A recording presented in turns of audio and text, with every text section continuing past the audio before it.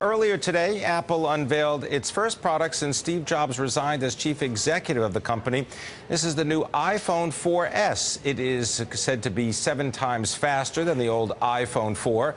And it also, well, it's supposed to have a new improved antenna, faster download speeds. It also combines GSM and CDMA, which means you can use it all over the world.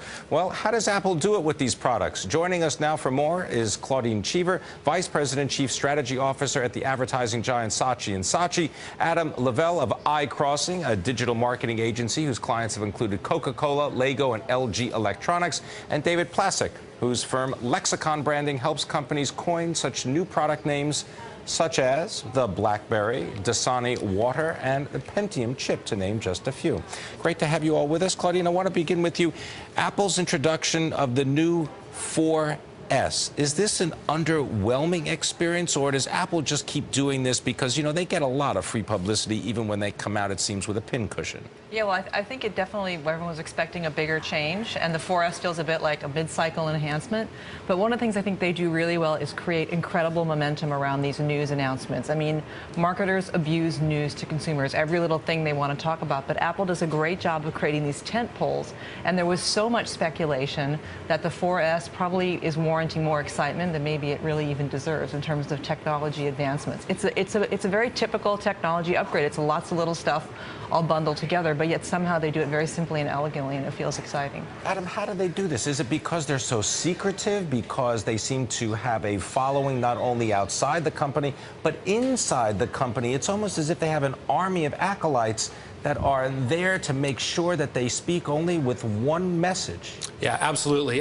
We've talked about them as being a bit cult-like, you know, barring a few individual people who will leave their phones accidentally at bars that might get scooped up for different scoops by different blogs. They do an amazing job of keeping things very tight-lipped. It's one of the reasons there were several blogs saying that this probably wasn't going to be a 5 because there wasn't any leak in the process over the last couple months that really let the cat out of the bag on this one. So I don't think for some people it was much of a surprise. David, you didn't come up with the name iPhone 4S, I would imagine. I did not. Yeah. Now, tell us about Lexicon for those that may not be familiar with Well, your we're a company that is very specialized. We focus really on the brand name, helping our clients tell that initial story, get that attention, generate interest, and hopefully tell consumers something new. Now, one of the products that you did name was the PowerBook. Yes. How did you come up with that name for Apple? Well, if you think back a few years ago, portable computers weren't really that portable. There was a mixture of labels, notebook computers, laptops, but most of them were quite heavy.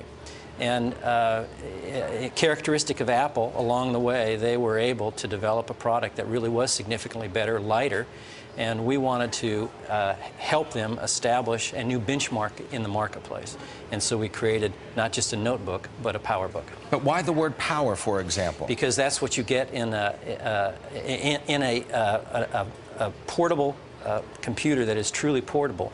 You really are able to carry your power with you. And although those are two simple words, combining them created a new and novel idea, a new story for them to tell. Claudine, does the 4S qualify on that level of a new introduction for Apple? I mean, it hardly sounds that innovative.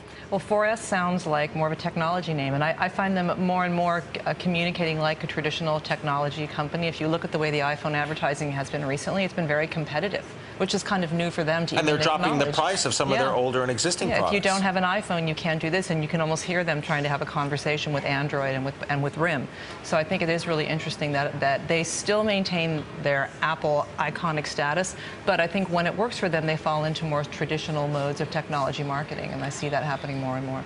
Claudine, you mentioned the idea that Apple seems to be going more for a technology market, making sure that its features are, if not up to date, are better than everyone else. How do the competitors then have to respond?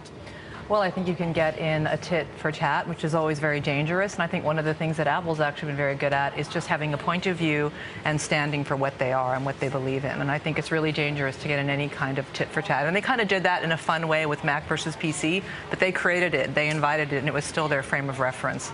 So I think it's very dangerous to get into that kind of comparative. It's so tempting because you think that rationally people shop side by side. But when people decide to buy something, it's an emotional decision. So I think that's kind of a dangerous path to go I'm glad down. you used the word emotional, because, David, I want to bring you in about the idea of naming and using emotion in order to connect consumers with specific products or brands. When you look at what Apple's success has been like in the retail environment, have they been able to take that emotion and then apply it to even newer products? Oh, absolutely. I mean, and it's not necessarily in their names. It's how they behave in the marketplace and how people using their devices behave. You see this in the language of Steve Jobs, where he talks about things that are awesome, insanely great. You know, the next generation of these things, and that, I think, filters out into the marketplace. And then you see people, particularly using the iPad, and the wows that you hear when they experience it for the first time. So I think it's probably the #1 emotional brand in the world today. Adam, come in on the topic of emotional brands, and I want to bring in the iPad, but also the recent introduction by Amazon.com, its Kindle, the Fire. Is that just going to be a price point competition, or is it going to be able to grab the emotion of the consumer?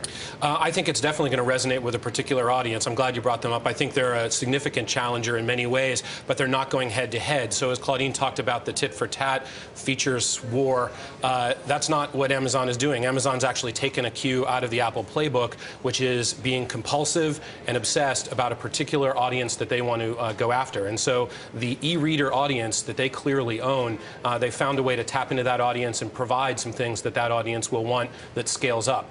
The Fire doesn't have a camera. It doesn't have 3G. So there's a lot of things it doesn't have. It's 7 inches versus the 10-inch iPad. So it's not meant to be a direct competitor, but it clearly is going to go after an audience and try to be emotional. What about the advertising from the competitors? Is that going to get any better? Because it doesn't seem as though anybody's been able to even best Apple when it comes to promoting itself using traditional ads, for example.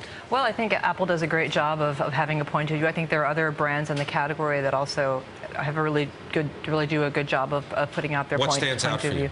I think, obviously, you know, I work with Lenovo, and I think the positioning for those who do is very much not trying to fight with Apple. It's about functionality. It's about getting things done. It's a much more hard-working point of view, and it's having that conversation while Apple's having a conversation over here. So I think that's a brand that has a good position in the category. All right. I want to thank you very much, Claudine Cheever, Saatchi and Saatchi, Adam Lavelle, iCrossing, David Placek from Lexicon Branding. You can read more about David Placek in the edition of The New Yorker. Great profile.